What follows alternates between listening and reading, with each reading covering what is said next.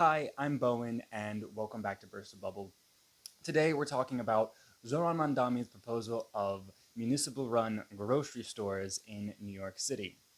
I'm going to play a little bit of the clip, give some of my thoughts, play a little bit more of a clip, give some more of my thoughts, and then sort of give a perspective on why some people might think this is a good thing and why what he's doing actually does fulfill one of the things we request the most from our politicians.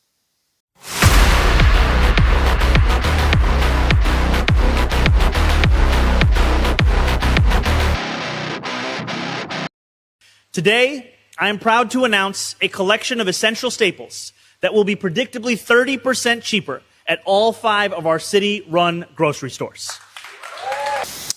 That 30% comes with an interesting notion tied to it. So that 30% is a function of the market price, basically meaning as the market price changes, the price in the grocery store will always be 30% below that. You took algebra, you know how functions work. This comes with several concerns attached to it. I'm just going to talk about one real quick. The fact that it is a function means that the surrounding stores, like bodegas and just little mom and pop shops, cannot at all compete with the price of these state-run grocery stores. Because no matter how low they go, that will bring down the market price, and the state store will always be below the market price by 30%.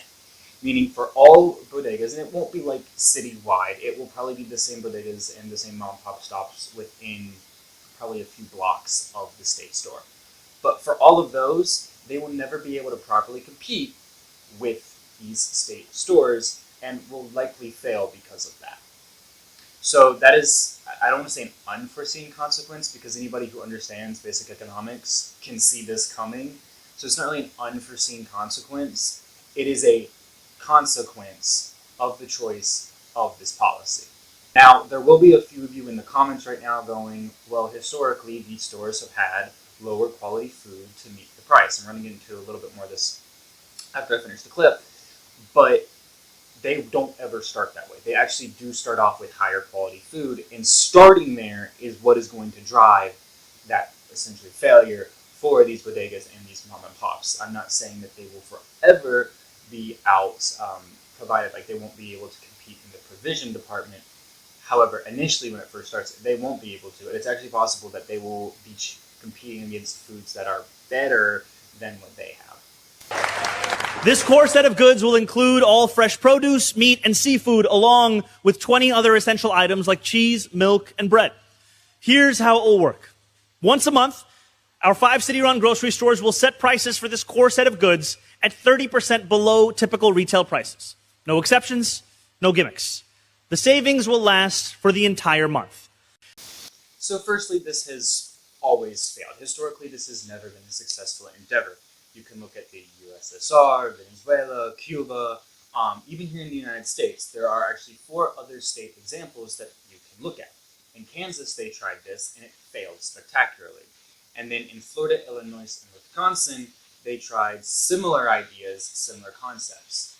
All of those stores ended up becoming privatized, as in it got moved into private hands and no longer operated off of a state-run system, or they became nonprofit institutions. Here's some issues, and here's why these stores in New York are going to face some similar challenges and probably an equal outcome.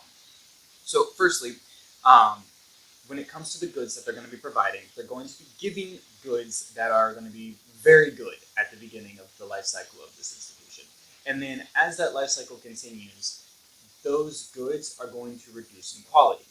Why? Well, because the market price is going to drop to attempt to compete with the store in the surrounding area. From there, that's going to reduce revenues, because the store is always 30% cheaper than the market price, meaning that they're going to be able to bring in less money. That won't, however, change the cost of the goods coming in. So the store was already, from day one, going to operate at a loss, using your taxpayer money, by the way. Friendly reminder, it's going to be operating from day one at a loss on your dime. Just friendly reminder about that. It's going to start operating at a loss, and that loss is just going to grow as the market price drops. And that loss is going to be represented in goods as they, have to reduce the quality of the goods to try to shrink that lossage gap. It's going to be represented in goods that aren't good. They're going to be lower quality goods.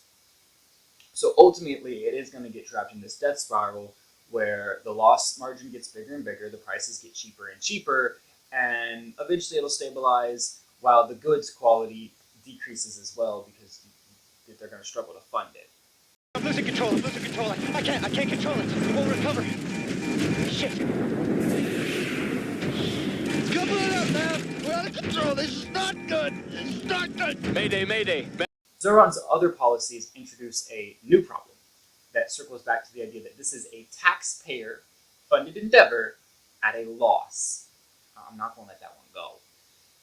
Zoran's policies have already started pushing the wealthy out of New York City. They've already started leaving. So that means the pool of money he has to draw from is shrinking, meaning that there's less money to put into this store that is already going to be operating at a loss. I'm not letting this go.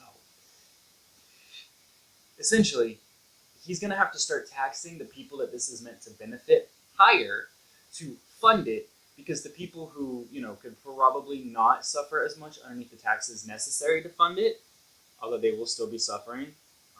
We're not playing that game. He's going to have to then tax the people this is intended to help, get there in a second, more, initially harming them, reducing the amount of capital that they have to go spend at the store just to fund the store. Welcome to the death spiral of socialism. Money isn't infinite. There is no fun little money tree. Shun the non-believer. Shun. There is another mostly separate issue. The way these stores operate, there is no delineation between who this store helps and who it doesn't. You could argue that in a welfare state, providing such a store at a lower cost, using something similar to possibly the highly free-marketed Swedish system, could enable growth or positive benefit on the lowest income portions of society. That is an argument I'd entertain. That is not what is happening here. What is happening here is that he's basically opening the store up, funding it with taxpayer money, in a system that he is already heavily regulating, and is operating it at a loss, and then on top of that, letting everybody use it. So it kind of becomes a little bit of a common good, tragedy of commons. And two things will happen here. The first one is those who are low in income and could be considered the ones who need it, but are also often net takers from society, use the store the most because they get to the goods first, they collect the largest pot, they use it the most. Or the second option, people who are not as lower income and who don't necessarily need it, get the majority of the goods. There's no safeguards, there's no rail guards, there's nothing like that in this scenario. And so that is a whole new issue that this idea kind of opens up. Frankly, there's two ways to look at it. Are we doing this as a social program to help people, or are we doing this as a way to sort of redistribute? If it's a social program to help people, put the guardrails in place and make sure it's helping people, and we can talk about the specifics and the details of that another time. If this is some, just socialist, everybody can come in, then actually I would support the people who are funding it, getting the majority of the goods from it.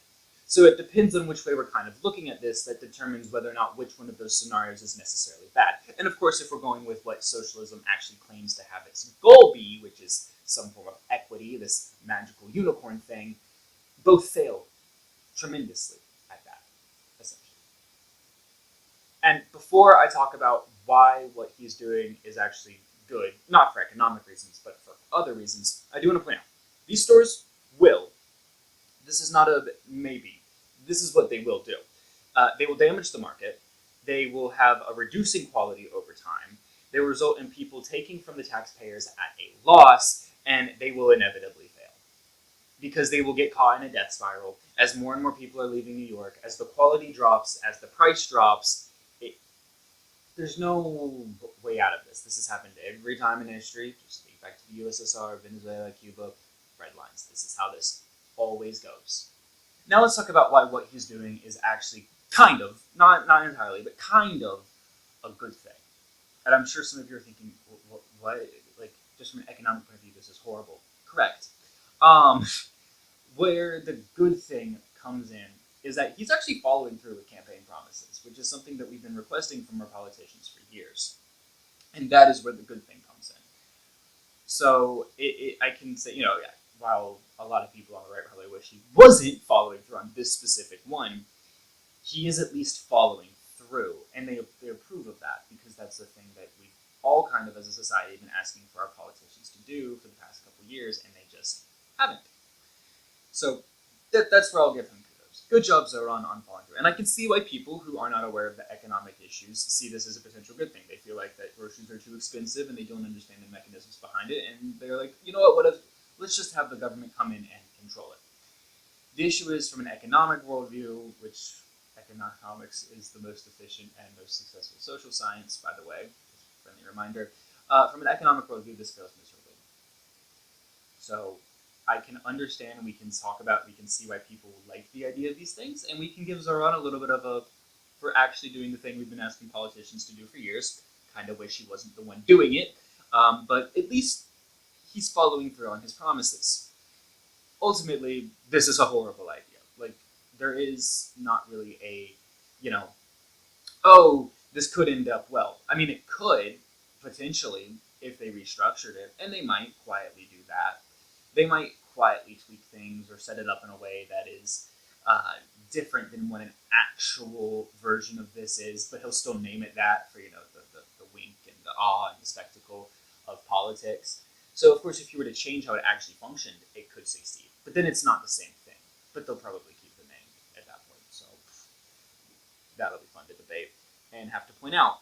Ultimately, the way it is set up and what he is insinuating and saying that he's going to provide will fail, will damage markets, will result in the taxpayers being taken advantage of at a loss, and all around is not a good idea.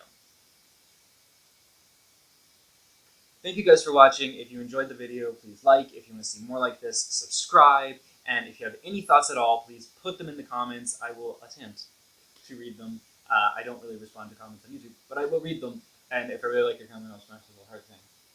So yeah, put your thoughts in the comment. Have a great rest of your day, and God bless.